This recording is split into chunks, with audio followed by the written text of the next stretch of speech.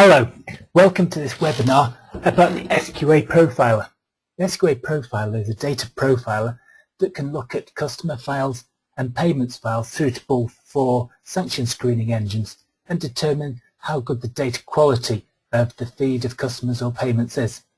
Today we're going to look through an example of some customer data. My name's Jeremy Round and I work for a company called SQA Consulting. We're a boutique change management consultancy that have specialised in sanction screening assurance. We provide technical assessments of sanction screening systems as part of overall sanctions assurance programs. We're going to look at data quality because data quality tends to be the weakest link in the sanction screening chain, and it's something that I know a lot of companies are starting to focus on.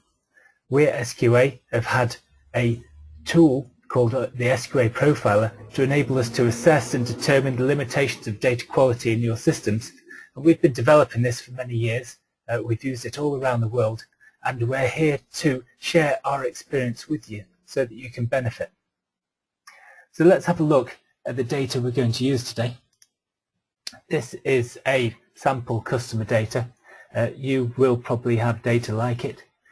It is a series of customers. There are 100,000 of them here, just under, and we have a reference number, we have a title, we have a personal name, we have an address that finishes in a country, a date of birth, a nationality. Now we're going to load this data into the SQA Data Profiler. We're going to create a profile from it, and we're going to have a look at the output to see what data quality issues there might be in this file. Now this file is depersonalized, but the data in here is real data. This is a high quality feed, originally from a private bank. Every one of these customers had a private banking relationship manager who managed their details as accurately as he could. Okay, so let's start with the profiler. Here it is, and I've set it to look at our example file. And we have what we call a data definition file alongside it, which tells it what the file looks like. So let's open it up and have a look. I can look at the values in the file for example records and see what they line up to. So the forename field in this instance has Barry. In the column type, I can set what kind of data I'm looking at. So for instance, in the date of birth field, the type of data is date of birth. And in the nationality field, not surprising, the type of data is nationality. The data profiler has very high levels of data type that correspond to your business types. So we're going to treat a field that contains a country very differently to a field that contains, say, a forename or a title. At the bottom here we have a personal name. This box is ticked saying this is a virtual part. It's a field made up of other fields. So this field isn't actually in the file, but it's made up of the forename, the middle name and the surname put together. Let's open it up and see. Okay, there's an example of the value, and here we can see how this field is made up of other fields.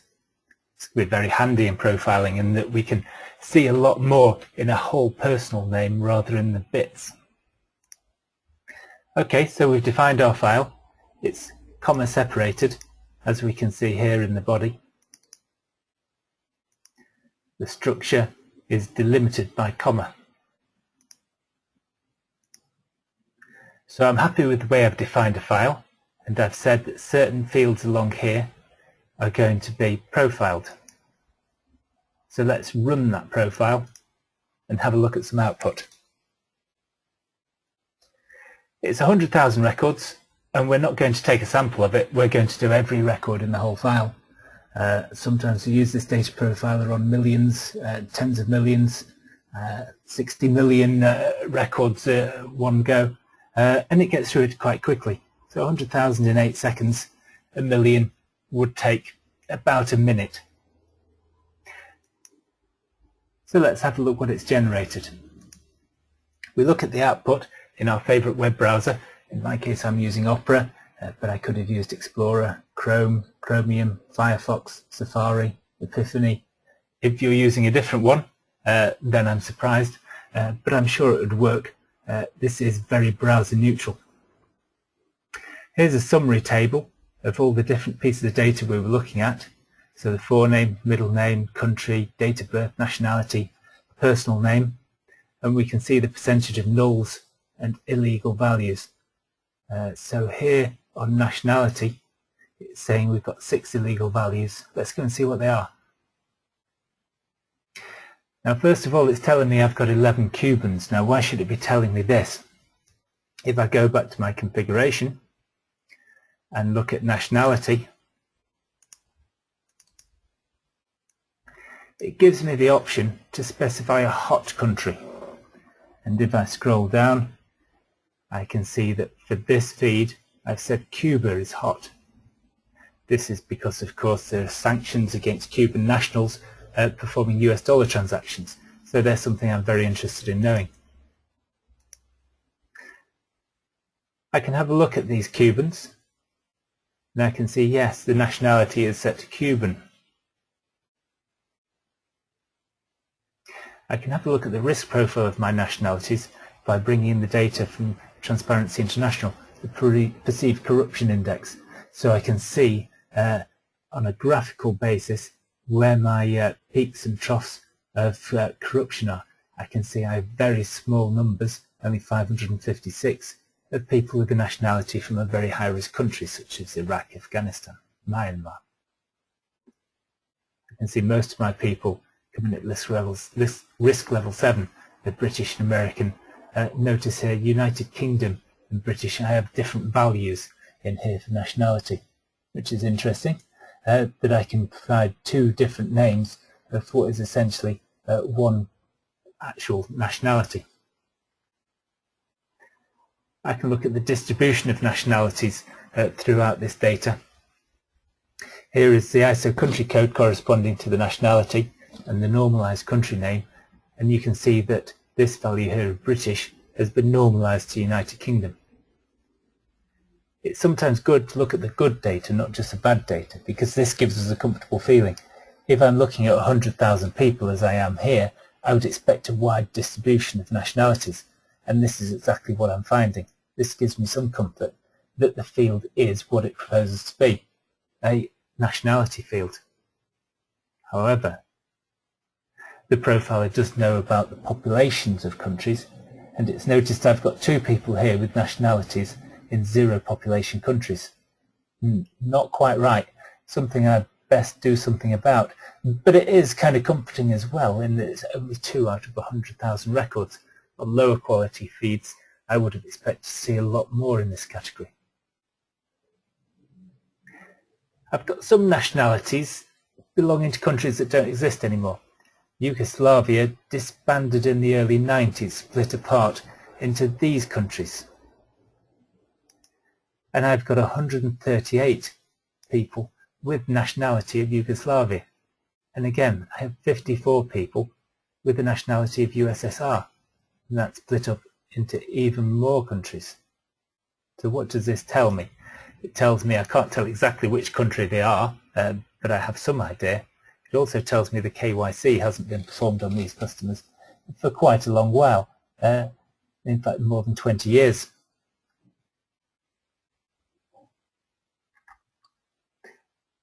I have some illegal values, and remember on the summary table it said there were 6 illegal values. Here they are. So I have 5 that say other international organisation non-EEC, which doesn't make any particular sense to me. And British Forces Posted Overseas, I have 1 which kind of makes sense as an address but not as a nationality. These 6 values do not contain nationality values and are therefore illegal. I also have 25% of my data where there is no nationality present. Now, given that I've got 11 Cubans and I'm concerned about these, that 25% of my data has no nationality, I'm making a guess that perhaps 3 or 4 of those people are Cubans and I don't know about it, just by the law of averages. If we look at the country field, that came as part of the address, we see a similar picture. I've got a number of hot countries I configured in because they are of significance to sanctions. So Iran, Sudan, Syria, Cuba, North Korea. If we have a look at these North Koreans, I can see, however, that they aren't actually in North Korea. Hyundai-gu is a province of South Korea. Seoul is obviously the capital of South Korea. Gyeonggi City is again in South Korea. So perhaps I'm overstating my risk. Often a firm likes to bring up a profile of its risk, and the information that I have 3 North Koreans would have a negative aspect on that risk profile. They're actually incorrect values, so it's good to have a check of those. If, however, I look at these, I can see, okay, we've got a person in Tehran. That's definitely Iran. Again, Tehran. If I look at Sudan, Khartoum, yes. And if I look at Syria, Damascus. So these really are customers within these territories, which is bad news for me. I probably have to do something about that. Okay, if I look at the risk profile, I can see again I'm low risk because most of my people are in the UK. By country, again a nice distribution. I have people all around the world, but quickly diminishing numbers. Most of my customers are in the United Kingdom. Fortunately, I've got no people with an address in Antarctica. That's good. And I've got less of these, but still some of them. So I've got 75 people that I only know are in Serbia and Montenegro, but 1 person who I have an address for in Yugoslavia. I can see in the address they've actually spelled Yugoslavia incorrectly. They're in Belgrade, so that is actually the Republic of Serbia.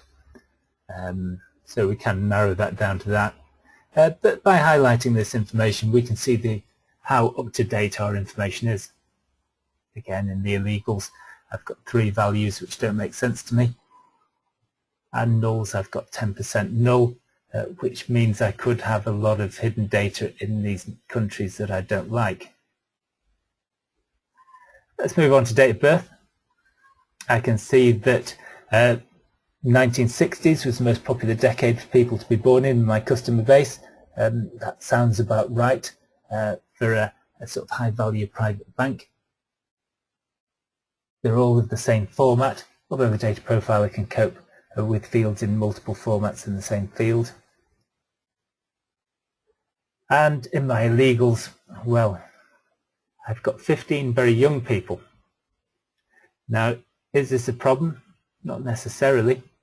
But in my profiler, I did say, as part of the date of birth setup, that my youngest allowed age was 16. So the data profilers took that and looked at all the dates of birth of my customers and pulled out the ones that were younger than 16. It's only found 15, and these kind of tell me that perhaps they're in error. I'm not expecting this private bank to have young customers. Neither am I expecting to have ancient customers, especially not over 200 years old. So 7% of my data is null, which is disappointing because date of birth is a very valuable attribute for causing my manual investigation to go smoothly. But I also have a little spike of null data of 1900-01-01. Now these I like much less. If I have null dates of birth, that's going to cause me difficulties in manual investigation. It makes it harder. If I have a null date like this, it means my manual investigation could go wrong because I'm making an invalid assumption about that date actually being real and this person really is 113, where I'm sure these 66 people are not. Now the number corresponding to this date, we have 66. 1900-01-01, this is not a pre-configured date. We don't have a list of dates that we look for like this. What we do is we look at the distribution of the number of people at any particular date of birth and look for spikes in that curve. We don't expect there to be a dramatic increase on a particular day. People aren't born that way. it should be a nice smooth curve. Let's start having a look at names. Names are what we're really interested in sanction screening. And I can see here that forename is all about uppercase letters. I don't have any lowercase letters. That's good. I've surprised people by telling them in the past that they do have lowercase letters in their database when they didn't think they did. There's also a few dashes, 672 dashes, and that looks reasonable for in a forename. I've got a few apostrophes, which doesn't look so good. I'm not so sure Mohammed with a dash is going to match to Mohammed on my sanctions list, spelt like that, but something for me to think about further down the line. I've got two with a full stop, and that doesn't look like either title doctor forename MD dot. That just looks like another reference to a doctor, and similarly again there. And I've got one with a 0, Christopher with a 0 instead of an O. But that's a little data quality issue I'll probably get round with fuzzy matching, something I need to check later. Only one, which is very good. I'm a bit concerned that the data entry allowed that to go in there. If I look at the length of the forenames, I can see a nice curve here. The most popular forename length being 6 characters, and an example being Arthur. When it gets to 14 characters, though, it stops. There's no names of length 15. I kind of expect it to tail off more gradually than this. 168, 190 at 13 characters. And what this tells me is there's a limitation to the size of this field. Now on my sanctions list I have people with forenames of up to 17 characters. So I'm a bit concerned here that I have a system limitation that's going to cause an effect in sanction screening. I have some nulls. I have 4 people with null forenames. So here I just have a title and a surname. That's not great, but very small numbers. I have 160 where the forename is actually set to unknown. Now I don't know why that's happened. I'm probably going to have to investigate it, but at least the profiler has given me this information. I know what to look for. If we take the personal name as a whole, then we can see the distribution of characters. A is the most popular character. I have an instance of every one. I have Q is probably the letter that's least used, but Jacqueline, Dominique, it all makes sense. I like it. What else can we look at with the personal name? Well, we can have a look at the initials. So nearly 2% just has initials, and that's going to cause me some concern for sanction screening. I'm going to need to match an initial against a full name. 7% of the data has middle initials, either one or more of the middle names initialized, but that's very normal. I'd expect that. I have 14 with trailing initials. That doesn't look good. Perhaps this is a case where there was a limitation on the length of the surname field, and perhaps part of the surname had to be initialized to make it fit in. I look at the titles that are in use as part of the name.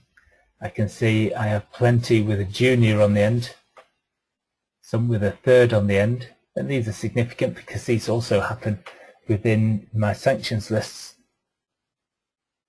If I go down here, I have some doctors, so I can see I've got a title doctor, a forename doctor. Obviously the forename isn't doctor, it's just the title is kind of creeped into the personal name there.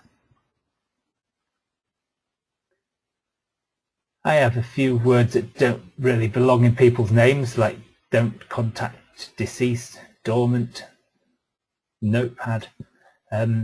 These are some words I wouldn't expect to see, and extra. I normally call these clerical marks because these generally tend to be added by a clerk at some point to draw special attention to the name. Not a good thing for screening against that. I've got a limited number of names with repeated characters. Now I am I can repeat a character in a company name all I like. I see a lot of company names of AAAAAAA, automobile accident repair, but I shouldn't be seeing them in personal names. Here I have a Kathleen with 3 E's. But these are small nuisances that probably got around in fuzzy matching. What's more concern is I often see these where the letter X is just repeated through the name, so I just get a Mr. XXXXX. That's not something I like to see. I can look to see if I've got any company names mixed in here, but one thing that becomes tricky for sanction screening is if I have a cross-population of company names and personal names and vice versa. Now I can quite easily detect company names because they end in a suffix like limited, LTD, but that's not only the case in the UK, where I've got foreign companies that have different endings.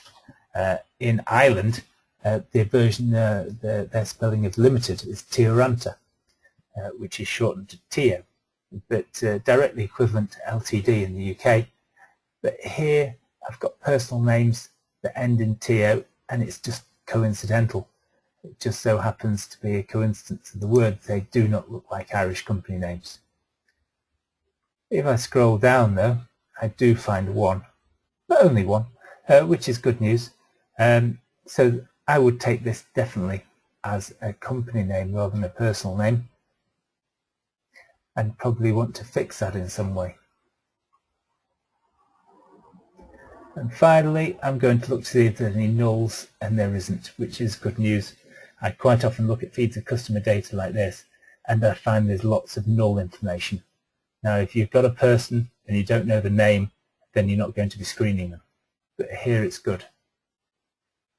So there we go. In 30 minutes, we've opened up a feed of customer data, we've created a profile of it, and we've looked through and drawn some conclusions about the relative data quality of it. We can see this one is a very good, high quality, which I suggested it would be at the start. But we've seen quite a few things in there, a little bit of concern.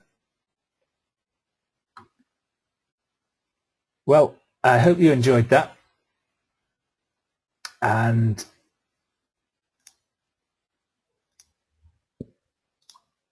if you wish to look further into this piece of software or our services in general, or other software, this is who you need to contact. If you'd like to follow me on LinkedIn, please do. Visit our website. We have plenty of case studies you can read.